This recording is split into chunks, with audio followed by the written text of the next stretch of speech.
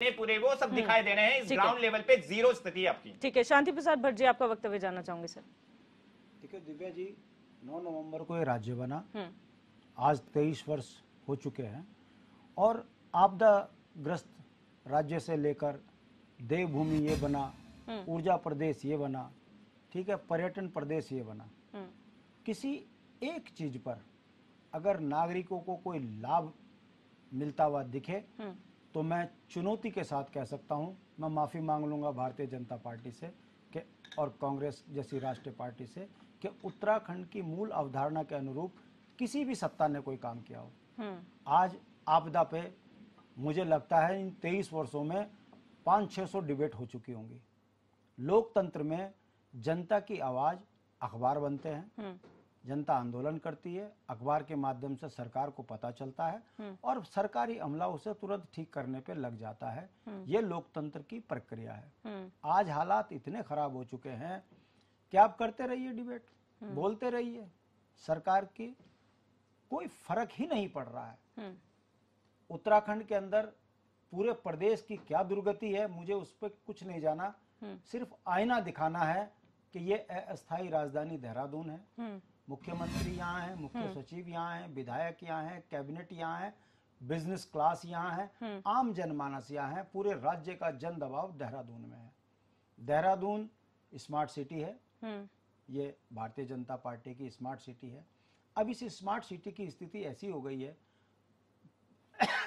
पटरी पे तो इन्होंने अपने कार्यकर्ताओं को फड़ी लगवा दी, नालों में बोट के लिए बिहारी बसा दिए। हाई कोर्ट कहता है नालों से इनको हटाइए, तभी अध्यादेश ले आ रहे।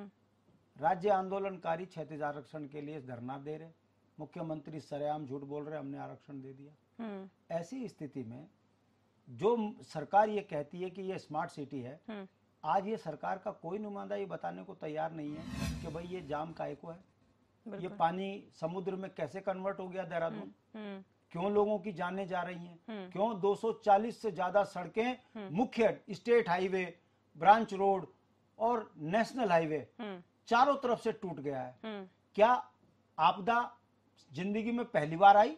सबको पता है हिमालय राज्यों में यदि अति बारिश होती है तो थोड़ा सा पहाड़ दरकते हैं जी। जब जियोलॉजिकल सर्वे रिपोर्ट ये कहती है कि पहाड़ों में बम ब्लास्ट ना करें, जब सरकारी मशीनरी ये कहती है कि भाई केदारनाथ में आपदा आई है, वहां पर जो है ऐसा विकास ना करें जो कल बड़ी प्राकृतिक आपदा को निमंत्रण दे, आप वहां पे बड़े बड़े होटल बना दें। कहने का मतलब है नीति में अगर नियत सही हो तो कार्य होते हैं, मगर नियत 40% कमीशन की हो, देश को और राज्य को लूटने की हो, तो फिर हर जगह आपदा के समय पर ऐसा सुनने को मिलेगा कि एनडीआरएफ को मजबूत करेंगे, पीडब्ल्यूडी में टाइट करेंगे और जो हुआ है इसे हम देखेंगे और ठोस कदम उठाएंगे।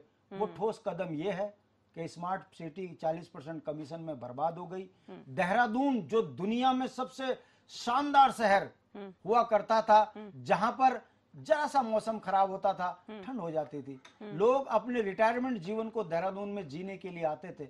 उत्तराखंड राज्य आंदोलन में आम जनमानस देहरादून का ये कह रहा था कि अस्थायी राजधानी देहरादून को यहाँ से हटाइए, गैरसैंण बनाइए, एक शहर भी बनेगा, जन आबादी भी पहाड़ों में बढ़ेगी और सीमाएं भी सुरक्षित होंगी।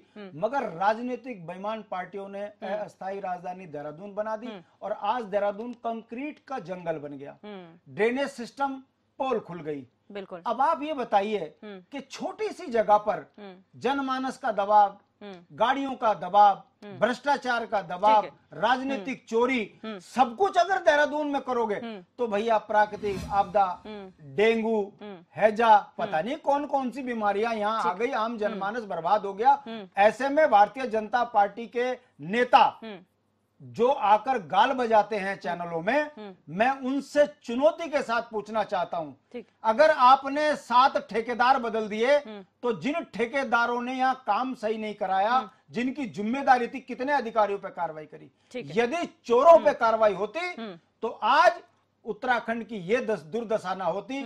सिर्फ कहने का मतलब है ये आपदा हमारी नियति बन गई है, इस राज्य के अंदर अगर पर्यटन आते हैं तो वो उत्तराखंड को बदनाम करते हैं कि जब जाम में फंसते हैं। ठीक है, इस जवाब ले यात्रा लें। में जब कोई तीर्थ यात्री आता है, जब वो केदारनाथ में 8-8 घंटे लाइन लग के भी दर्शन नहीं कर पाता, बिल्कुल। और जब वो देवभूमि को अपशब्द कहता है, तब हमें लगता है कि जिन्होंने इस राज्य के लिए शहादत दी, उनके सपनों का उत्तराखंड नहीं बना, मगर चोरों ने उत्तराखंड में ऐसा राज किया कि उत्तराखंडियत ही खत्म कर दी। अब इससे निजात तभी मिलेगी जब इन राष्ट्रीय पार्टियों के राष्ट्रीय बेईमानों को जनता बाहर करेगी, वरना ये राज्य बेच गए, नौकरी बेच गए, ठीक है, 5 जवाब ले किलो लें इसका। राशन में ठीक है, जयसिंह उत्तराखंड रावत के जी। अंदर सत्ता ज्यादा लंबे समय तक नहीं चला पाएंगे। अब जनता ये बात समझ भी रही है। बिल्कुल। जयसिंह रावत जी, आपका क्या मत है इस पूरे मामले पर? क्योंकि आपदा को कोई रोक नहीं सकता है, क्योंकि ये प्राकृतिक आपदा है, लेकिन इसमें ठोस कदम तो उठाए